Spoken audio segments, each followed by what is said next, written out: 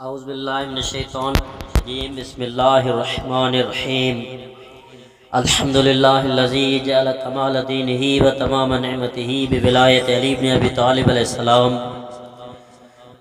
والصلاة والسلام علی سید الانبیاء والمرسلین وآلہ طیبین الطاہرین المعصومین اما بعد فقد قال امیر المؤمنین علی بن ابی طالب علیہ السلام بسم اللہ الرحمن الرحیم ثم جمع سبحانہ من حزن از وسهلها وعذبها وسبخها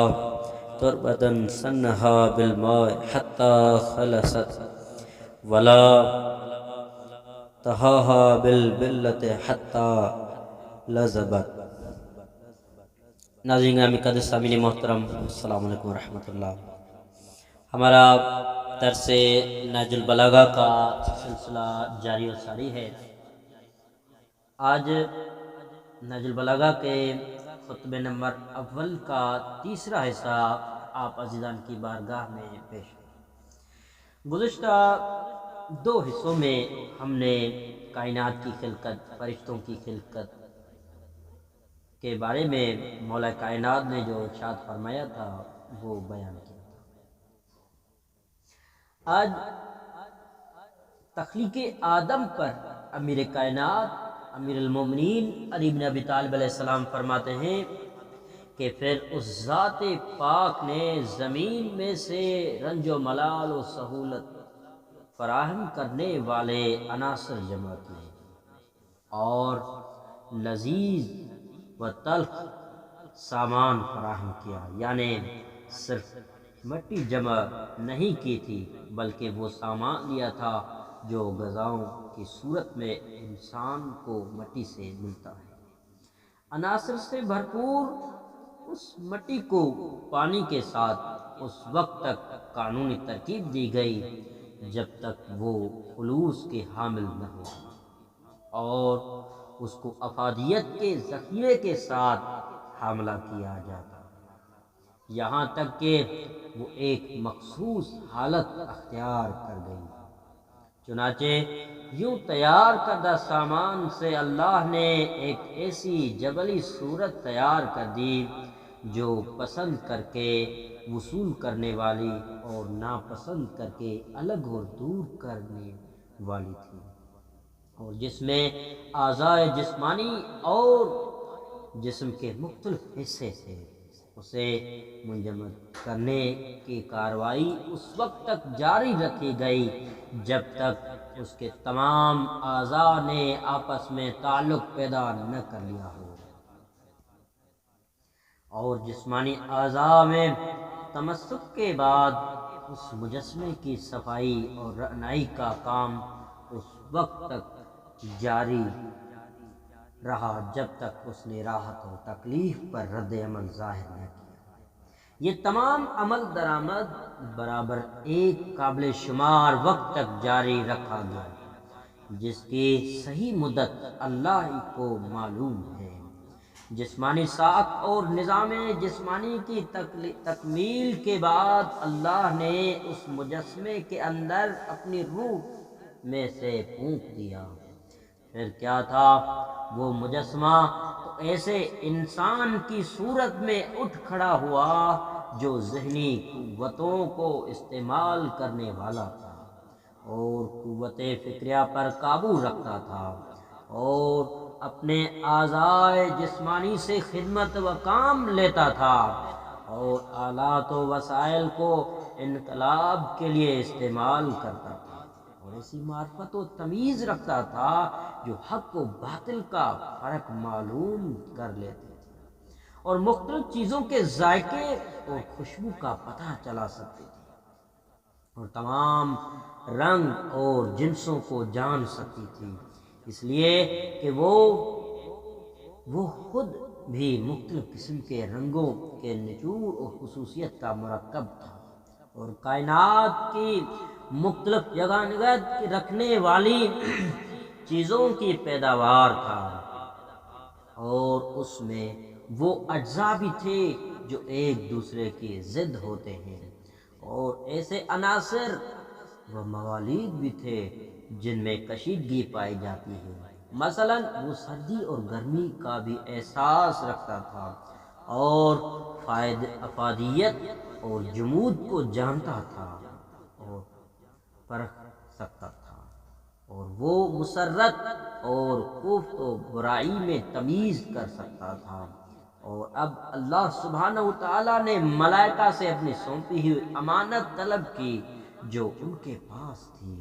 اور چاہا کہ ملائکہ وہ معاہدہ پورا کریں جو ان کے ساتھ کیا گیا تھا، جو کہ آدم کے لیے سجدے کے حکم کو تسلیم کرنے کے معاملے میں تھا، اور یہ کہ وہ آدم کے حضور اپنی عاجزی پیش کر کے ان کی بزرگی کا اعتراف کریں گے۔ چنانچہ اللہ سبحانہ و تعالیٰ نے فرمایا تم سب آدم کو سجدہ کرو، چنانچہ تمام ملائکہ نے سجدہ کیا سوائے ابلیس کے۔ ابلیس پر غیرت نے سجدے کو بے عزتی اور عار بنا دیا، اور اس پر اس کی بدبختی غالب آ گئی، اور آگ کی مخلوق ہونے کو اس نے زیادہ عزت کا سبب خیال کر لیا، اور آدم کی سلسال والی تخلیق کو اس نے گھٹیا درجہ سمجھا۔ اللہ نے اسے انتظار کا موقع دیا تاکہ اس پر خفگی کا واضح استحقاق پیدا ہو جائے، اور آزمائش کا ہر پہلو درجہ تمام کو پہنچ جائے، اور اس طرح وہ وعدہ کی مدت بھی پوری ہو جائے۔ چنانچہ فرمایا کہ یقیناً تجھے انتظار کرنے والوں کے ساتھ ایک پہلے سے معلوم وقت کے روز تک مہلت دی جاتی ہے۔ پھر اللہ آپ نے آدم کو ایسے مقام میں رکھا جہاں ان کی زندگی فارغ البالی سے گزری، اور انہیں وہاں مکر و فریب سے محفوظ اور موقع شناس کر دیا، اور انہیں ابلیس اور اس کی دشمنی سے بچ کر رہنے کی تاکید کر دی۔ چنانچہ ابلیس نے آدم کو اس نفیس مقام اور ابرار حضرات کی رفاقت میں دیکھ کر عداوت سے کام لیا، اور انہیں ایک امید افزا دھوکہ دے دیا۔ چنانچہ آدم نے مشکوک صورتحال کا یقینی صورتحال سے سودا کر لیا، اور جنت کی مستقل و مستحکم زندگی کو چھوڑ کر دنیا کی کمزور زندگی اختیار کر لی، اور جنت کی اطمینان بخش و مسرور زندگی کو خوف و پریشانی کی زندگی سے بدل لیا، اور نا تجربہ کاری کی وجہ سے ندامت سے دوچار ہوئے۔ چنانچہ اللہ نے ان کے لیے تدارب کے تمام راہیں کشادہ کر دی، اور ان کے اپنے کلمہ رحمت سے ملاقات کرا دی، اور اللہ نے انہیں دوبارہ اپنی جنت میں پلٹانے کا وعدہ کر دیا۔ چنانچہ انہیں آزمائشوں والے مقام پر اتار دیا گیا، اور ایک خاص ذریت و نسل تیار کرنے کی ذمہ داری ان پر ڈال دی۔ پھر اس ذات پاک نے آدم کی اولاد میں سے انبیاء کو مصطفیٰ بنایا، اور ان سب سے وحی کے متعلق معاہدہ کرایا، اور اپنی رسالت کی تبلیغ پر انہیں امانت دار بنایا۔ جب اس کی مخلوق کی کثیر تعداد نے اللہ کا وہ عہد بدل ڈالا جو ان سے لیا جا چکا تھا، اور اللہ کے قائم کردہ حقوق سے انجان بن بیٹھے، اور اللہ کے دین میں کچھ لوگوں کو اس کا ہمسر و سرپرست بنا لیا، اور شیاطین نے انہیں اللہ کی معرفت سے منحرف کر دیا،